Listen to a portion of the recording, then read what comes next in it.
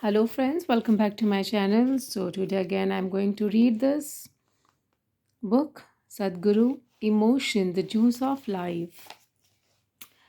The story Ramkrishna Paramhans lived as a very intense devotee most of his life. He was a mad devotee. There is no devotee who is not mad.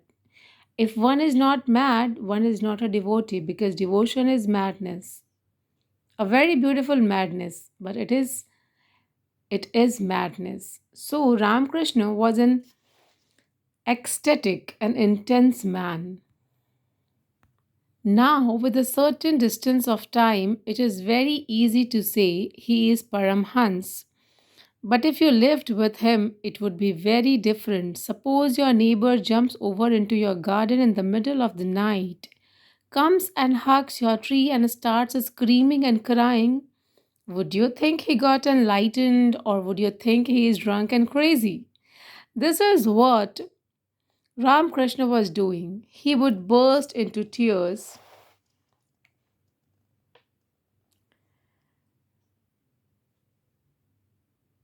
anywhere and cry like a baby if he sees a tree, if he sees a cloud, if he sees the sun or the moon, he would cry like crazy.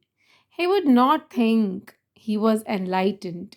He would definitely think he was insane. Ramakrishna was a devotee of Kali. For him, Kali was not a deity, Kali was a living reality. She danced in front of him, ate from his own hands, came when he called, and left him dripping with ecstasy. This was real. It was actually happening. Chemically, he was all ecstasy. One day he was sitting on the banks river, and a very great yogi, a rare yogi, Totapuri, came that way. Though Ramakrishna's body, mind, and emotion were dripping with ecstasy, his being was longing to go beyond this ecstasy because somewhere there was an awareness that even this ecstasy is a bondage. Still, the sweetness of ecstasy that he experienced was too much to leave and go. This is not any different from a drunkard being addicted to his drink or a drug addict being addicted to some substance. This should not be misunderstood. The only thing that is different is alcohol and drugs will damage the system. This devoted ecstasy will not damage the system because this is internal. It is beautiful. There's no question about it. But the addiction, the attachment, and the longing for that is the same, and the limitation is also the same. Whenever Ramakrishna had contact with Kali, his object of devotion, he would be dripping with ecstasy. And he was fine with that. When Totapuri came, this transpired between them. Totapuri said, this is very simple. You have the necessary energy. You just have to empower your awareness. You are empowering your emotion. You are empowering your body. You are empowering the chemistry within you. You are not empowering your awareness. Ramakrishna said, okay, I will empower my awareness and sit still.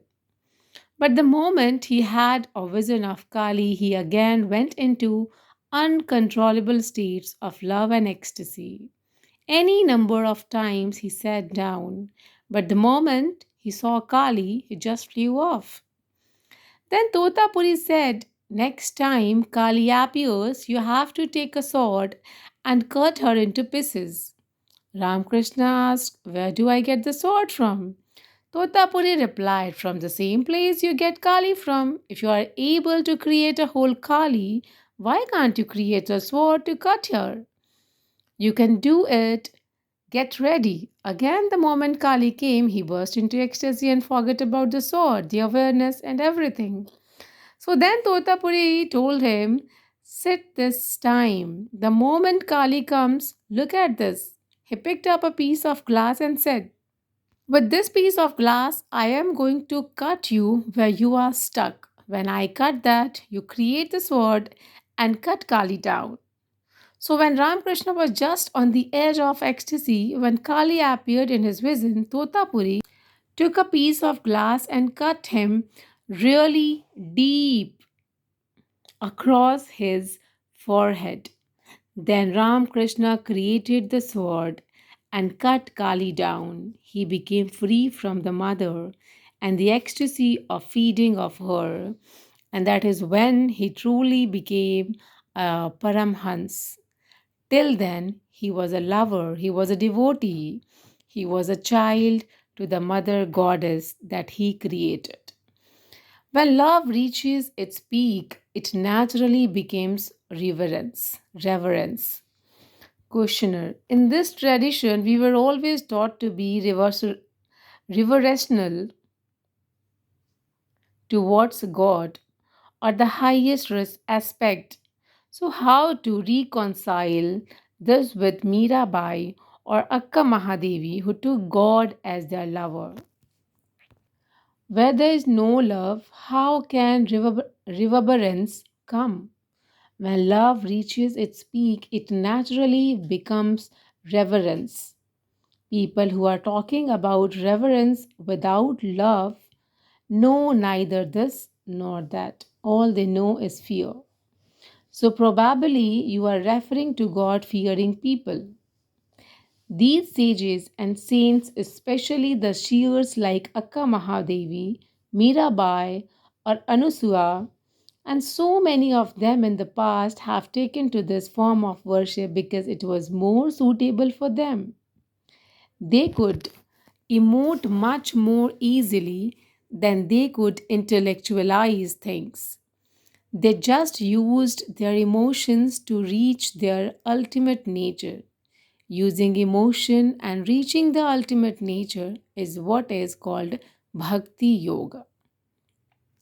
Thank you so much, friends, for listening to me. I will continue it in the next video from here only. Till then, bye, take care. And if you all are liking, please like, share, and subscribe my channel. Bye, good night.